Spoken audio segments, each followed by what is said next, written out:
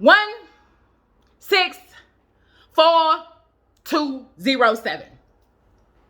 I was given this number from the infamous Department of Corrections, and I'm plagued with this question as to who pardoned their transgressions. I have been classified, ostracized, demonized, viewed in the eyes of society as less than a felon, and I wonder why America the Great hasn't fell into this category, because its gory stories have been glorified, reconstructed, then revised as birth of a nation. The number one aggressor, transgressor who's forcibly made us all lesser than I believe a plea of insanity had to be used to escape their crimes against humanity, but I sat in prison. Another statistic: for possession of controlled substance, something I used to diffuse the internal pain, a substance that was introduced by you as a weapon of mass destruction to destruct the structure of an entire race, strategically and systematically placed. Somehow the system magically erased your fate, America the Great.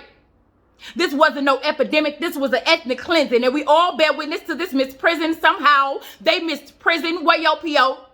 Who checking to see if you paid your debt to society? I mean, I had to pay restitution, but you don't have to pay retribution. And these institutions being a place to rehabilitate is an illusion, falsely eluding the system security, constantly using that constitutional amendment to add men and women that look like me with a focus on the black man, always targeting genocide, not even trying to hide this genocide is blatant. And the latent effects have been made manifest, and you yet to fess up to your part. When you go in front of the parole boards, you must admit your guilt or go back to the yard scarred. And even if you proclaim your innocence compels you to just agree so you could be somewhat free. And these summary executions still being used. My people being accused of crimes, killed before they had a chance to receive a trial, being judged by someone with a grudge and a gun, someone's son summons to death as naturally and casually as it is to take a breath.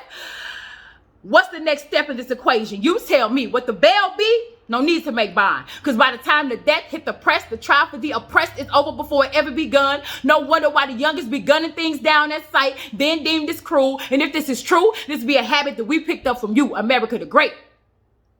Modern day slavery be mass incarceration, and master don't have any blemishes on his record to reflect the gestures of dehumanization. You lose all concentration in that camp, and you left stamped with the stigma stitched in your skin, mental illness born in your mind, confined even when you do get outside. Talk about restoring my life, and they won't even restore my voting rights.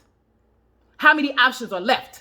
I guess 3.3 million is enough for the redemption of Khalif Brothers' death. And how do they have the audacity to talk about felony convictions when you have raped our women, kidnapped our children, robbed our culture? Please tell me, what is an equitable sentence for 400 plus years of premeditated murder?